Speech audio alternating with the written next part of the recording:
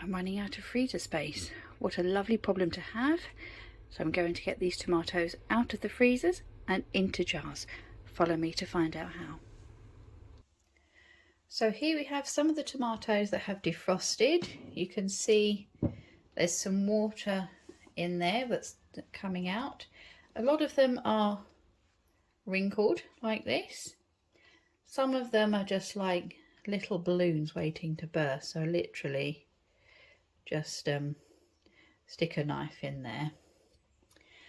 And I've got some, that's a really fat balloon, here in a colander over a bowl that have been draining.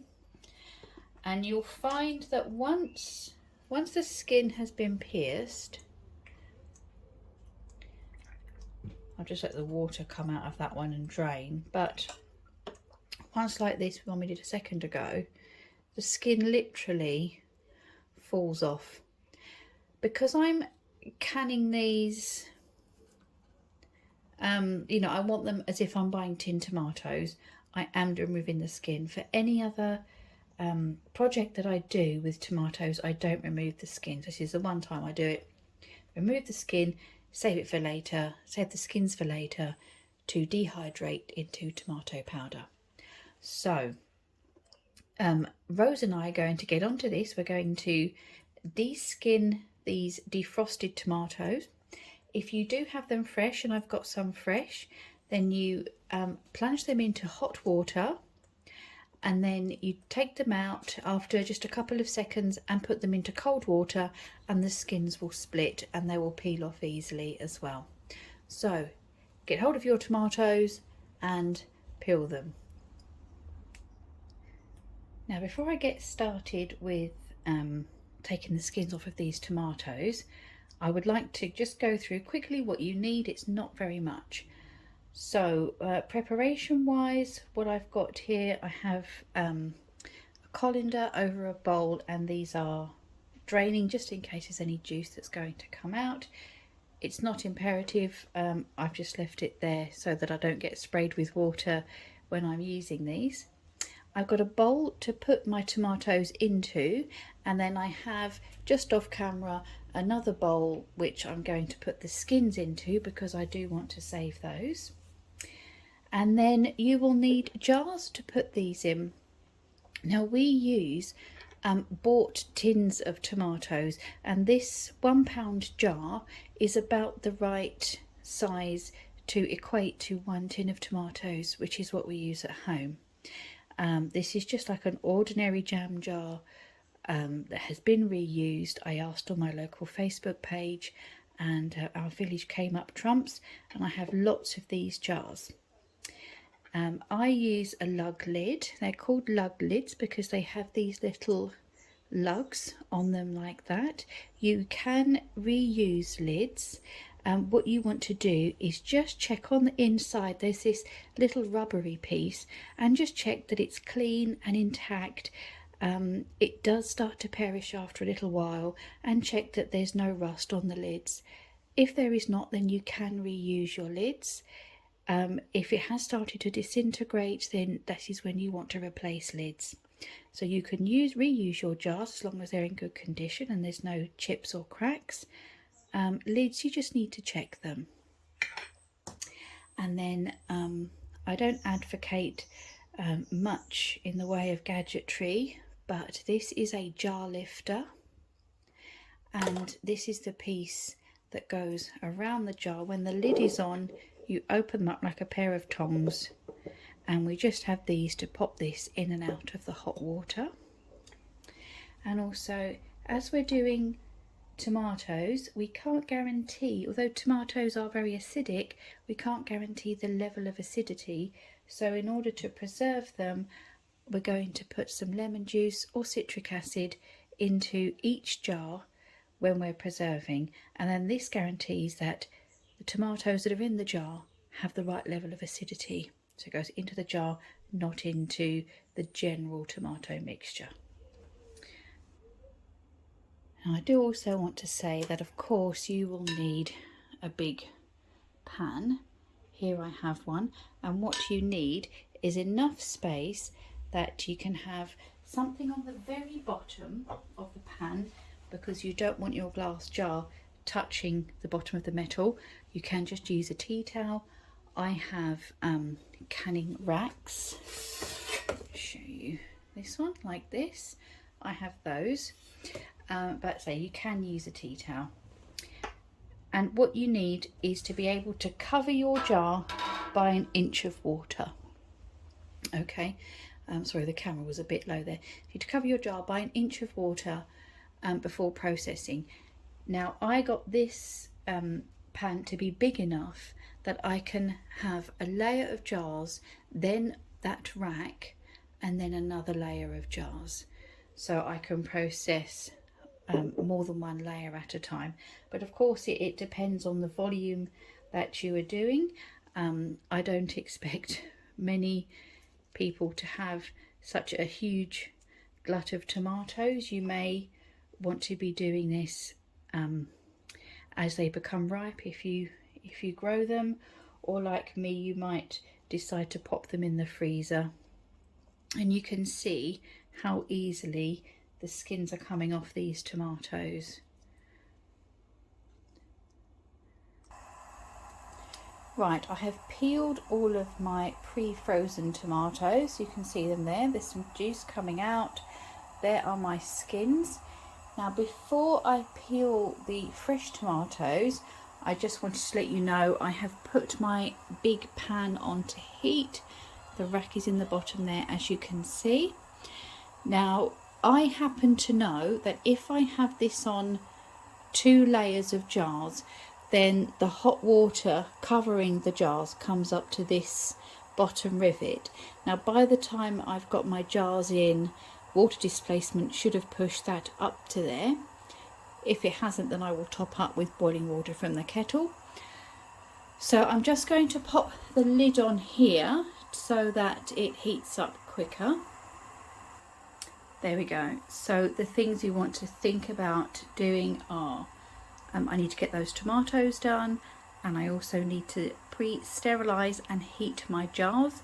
There are 3 ways you can water bath tomatoes, and all of them need you to be packing your tomatoes into hot jars. So I'm going to give them a wash. You can heat them up in the water bath. I'm going to do them in the oven. That's how I prefer to sterilize mine. So I'll be getting them in the oven. I can keep the oven on to keep the jars hot while I work with them, and let's get the rest of those tomatoes done. Okay, I've got my fresh tomatoes here. I've put little cuts in the skin. A serrated knife is best for this. You could just use a jug or whatever you have. Now this is hot water. It's just come off the boil. And the reason I've put the colander there is just so it's easier to pick up, but they're not submerged. So I'm not going to use that. And we're just going to leave them in there for a few seconds. And then I've got a slotted spoon, and I'm going to take them out and pop them into cold water. Iced is better, but we don't have any ice. And very soon the skins will start splitting. And here we go. You can see the skin just peels off. Oh, wrong bowl.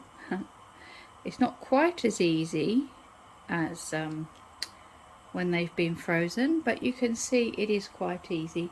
Now if I take one of these pre-frozen ones, you can see the difference in solidity. These are quite sloppy, but what we use these for, personally, this is perfectly okay.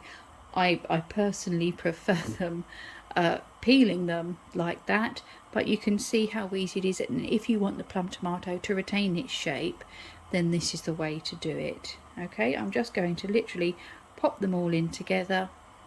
The skin has started to wrinkle on these, Okay, so you can work with pre-frozen or fresh, and both methods, you know, it is fairly easy to peel them.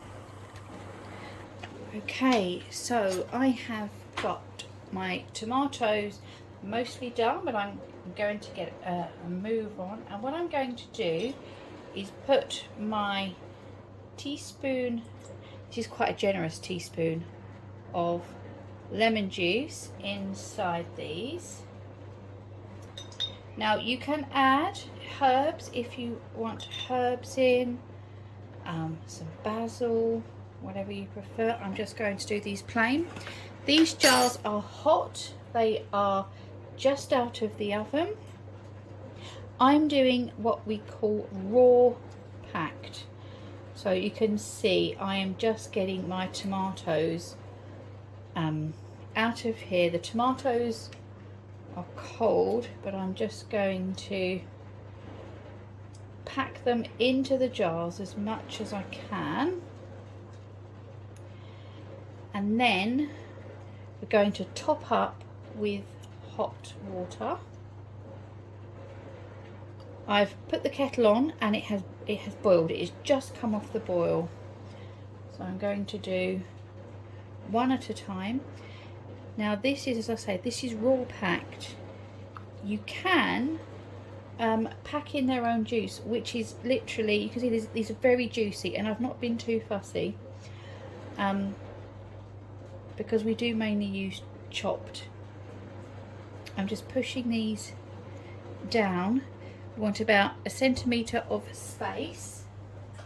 I'm going to get my hot water and just top up that first jar. This is not boiling. I'm just going to make sure that there's no air left in there. And then we want to make sure our rim is clean. So I have here a clean cloth. You can use kitchen paper. We've just used water. You can dip in vinegar just to make sure that's clean. We also want to just make sure that there's no air bubbles inside here. There we go, and straight on with the lid.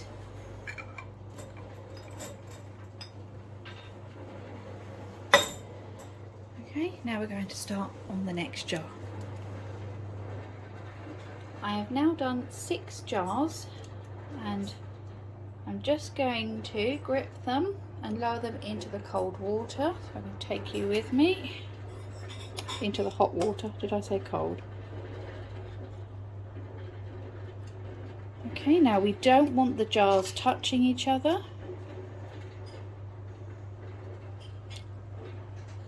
I want to work as quickly and efficiently as I can. You can see it's not at a rolling boil, it is hot. I'm going to keep it like this until I finish loading up my jars. So you see the rack on the bottom, and I have another one like I showed you earlier. So once I have done this layer, I will put the rack on, and then I can do another layer. You don't have to double layer, that's my personal preference, to sort of be efficient and do them at all at the same time.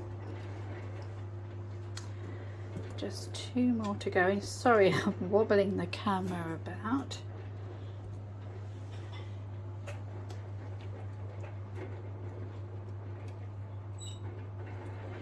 There we go. One more. The rest of my jars have been in the oven. I'm now going to take out some more. It's just to keep them hot as I'm going. And I'm just going to put sorry about the steam. I'm just going to put another one in the middle, and maybe I'll fit another one round. So that's 8, and then I shall come back when I'm putting the top rack on. Okay, there we go. I have 2, 4, 6, 8 jars in there, and now I'm going to pop this on. Very careful not to burn myself, and I'll use the jar lifter just to put a little more central. There we go. So that just creates a second shelf for us, and I can start loading up again. Now these haven't quite covered there, so I will be topping this up with hot water to save it going cool again, and then coming back up to the boil I'll top up with the kettle. Here is my last jar going in. Now I'm going to put the lid on to retain heat and bring it back to a rolling boil. And when it's on that rolling boil, I'll show you what one is when it comes to temp. But I'm going to keep it on that rolling boil for 40 minutes. Now they're 450ml jars, but I've got the timings for 500ml jars. If you're using a bigger jar, quart jars or 1 litre jars, then you need to keep them on a roll for 45 minutes. Also, if you're using the bigger jars, you need to add more of the citric acid or lemon juice, 2 tablespoons of those. So here's our rolling boil. It's starting to go down a little bit as I've taken the lid off to show you. I am going to put that back on, and I'll do that right now. In the meantime, I have prepared 2, these are just cake cooling racks with tea towels underneath just to protect my worktops. You can just put the jars when they come out straight onto towels. This is just how I personally prefer it. So I've got my jar lifter here ready to go, and my 40 minutes is up. Just to put on here. Now this is at the back of our kitchen, and these will be left alone for 24 hours. So what we want to do is allow the jars to settle and seal. You'll hear little popping noises, which means that the lids have just popped down a bit, to mean they have sealed, and then they'll be shelf stable then. Now my timer has gone off. I've turned the heat off, removed the lid, and obviously I've let the water settle down. It's been about 10 minutes, I guess, maybe not quite that. So I'm going to use my jar lifter, carefully take the jars out,